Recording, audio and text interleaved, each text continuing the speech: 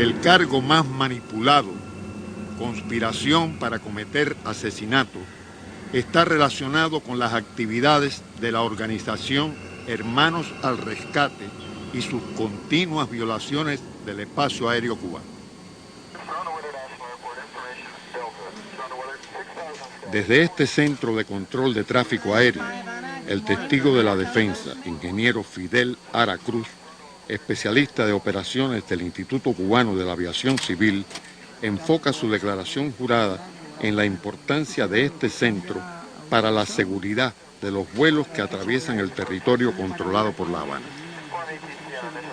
Este centro específicamente es el Centro de Control de Tránsito Aéreo de La Habana, aunque el nombre de La Habana no es que sea solamente para el control del tránsito aéreo en La Habana, sino que ejerce el control del tránsito aéreo en toda un área de responsabilidad, sobre todo el territorio nacional, incluido aguas internacionales. Y esa área se distribuye por acuerdos de la Organización de Aviación Civil Internacional. Este centro asume la responsabilidad de todo el control de las aeronaves sobre el territorio nacional y desde el paralelo 20 norte hasta el paralelo 24 norte, si hablamos en el sentido norte-sur, y desde el paso de los vientos hasta el Cabo de San Antonio aproximadamente. Miles de ciudadanos del mundo surcan diariamente los cielos de la isla. Lo que no saben estos inocentes pasajeros es que su seguridad puede estar en peligro cuando pilotos, como los de Hermanos al Rescate, ocupan las frecuencias de radiocomunicación con fines subversivos, como lo hicieron reiterada y continuamente durante los primeros años de la década del 90.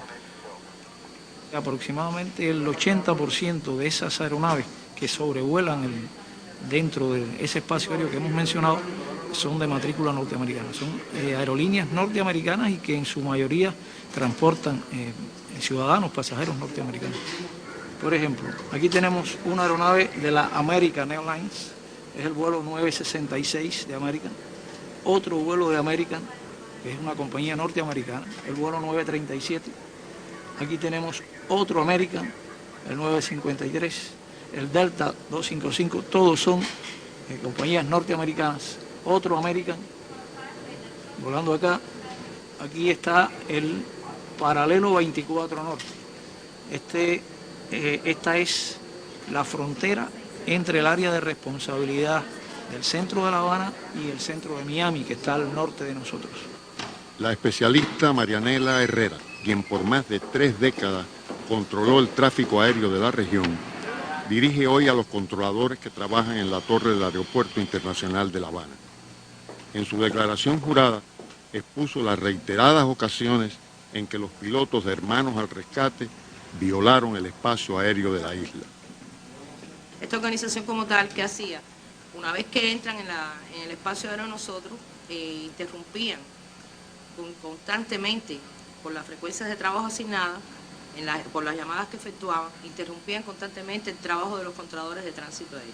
Esa afectación es una afectación muy grave para el tránsito aéreo, ya que ocupan una frecuencia en la cual están el resto de las aeronaves que están en ese momento volando y puede producir un accidente. En nombre del exilio, que es el que hace posible el trabajo de Hermanos al Rescate, le deseamos a Cuba, al pueblo cubano, a las Fuerzas Armadas que pueden hacer posible la libertad de Cuba, que hagan todo lo posible por llevar a término final el régimen de Castro. Lo que se intentó presentar como una misión de rescate de balseros en el estrecho de la Florida, muy pronto se convirtió en una actividad de injerencia y constante violación del espacio aéreo soberano de Cuba.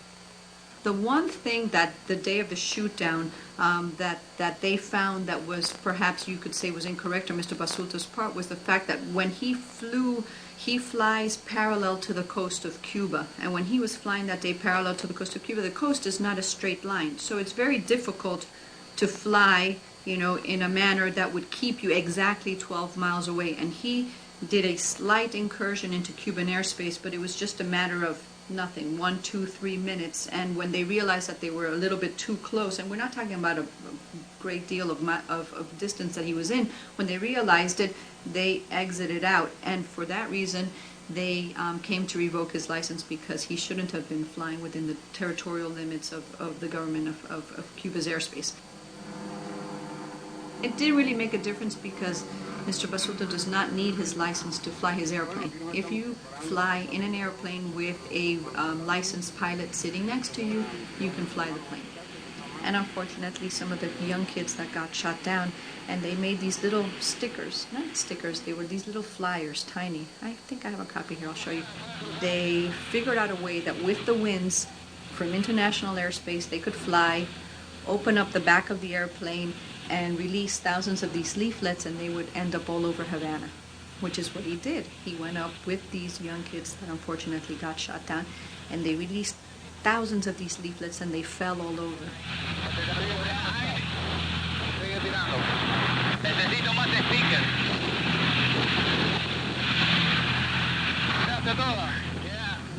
Te pedimos nos dejes el rumbo, la dirección y guíes nuestros aeroplanos hacia donde están nuestros hermanos en el mar. José Basulto, initially, in the early part of his life, he was trained by the CIA, he fought in the Bay of Pigs, he infiltrated Cuba, and yes, he was taught to have a violent background. Not that, I mean, he's never killed anybody in his life, thank God, but he was trained by the U.S. for that.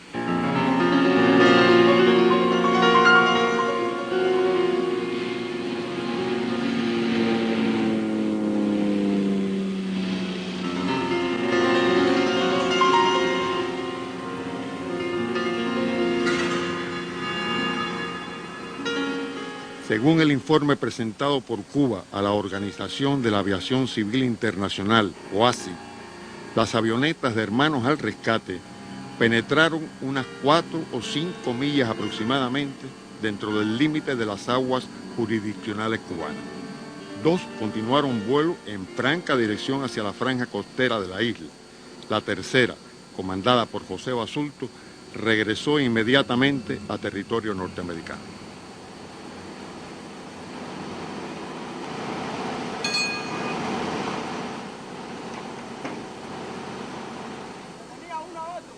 El mayor Ramón Hernández, ahora desde su puesto de jefe de operaciones en una unidad en el occidente de Cuba, comenta los detalles de la misión de reconocimiento que cumplió a la mañana siguiente de la interrupción del vuelo de las avionetas. Un marinero me informa que había un objeto en el agua, que dicho objeto, cuando le realizo la inspección, se trataba de este maletín, de esta forma desgarrada, que cuando lo suben a bordo, que le realizo la inspección, tenía a bordo las 2 cartas aéreas, de navegación aérea, más en su interior, dentro del bolsillo, un cargador de batería.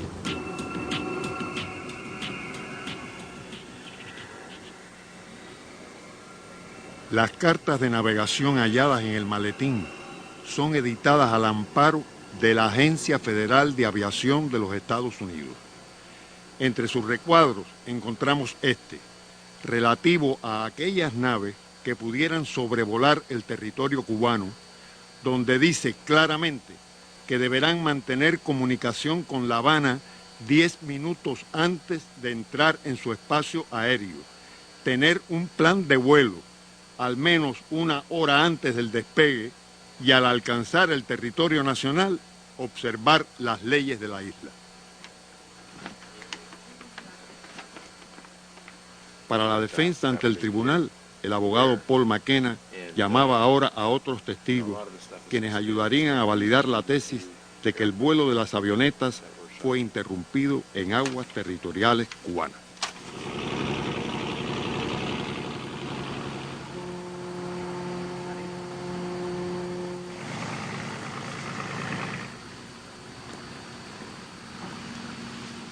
Jorge Luis Viamontes es oceanógrafo desde hace más de 20 años.